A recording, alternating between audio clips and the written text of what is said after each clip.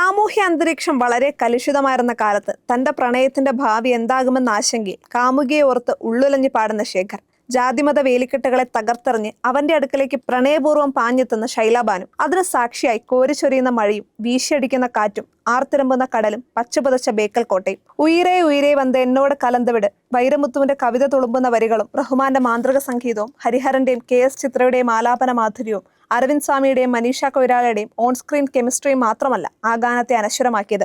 ബേക്കൽ കോട്ടയുടെ അഭൗമ സൗന്ദര്യം കൂടിയാണ് ആ ഗാനത്തിന് അത്രയും തീവ്രത നൽകിയത്. അതിനു മുൻപും അതിനുശേഷവും ബേക്കൽ കോട്ടയെ അത്രയും ഭംഗിയോടെ ആരും തന്നെ ക്യാമറയിൽ പകർത്തിയിട്ടില്ല.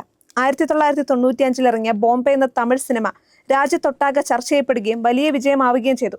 സിനിമ ഇറങ്ങി 30 വർഷം പൂർത്തിയാകുമ്പോൾ സിനിമ ടൂറിസം പദ്ധതിയുടെ ഭാഗമായി സംസ്ഥാന സർക്കാരിന്റെ ക്ഷണപ്രകാരം സംവിധായകൻ മണിരത്നവും ചിത്രത്തിലെ നായിക മനീഷ കൊയ്രാളയും ഛായാഗ്രഹകൻ രാജീവ് മേനോനും ബേക്കൽ കോട്ട സന്ദർശിക്കാനെത്തി. ടൂറിസം മന്ത്രി PA Muhammad Riyas, CH Kunhambu MLA എന്നിവരും ഒപ്പമുണ്ടായിരുന്നു. ശേഖറും ശൈലാബാനുവും പ്രണയം പങ്കുവച്ച അതേ കോട്ടയിൽ നിന്നാണ് അവർ ബോംബെയുടെ ഓർമ്മകൾ പങ്കുവച്ചത്.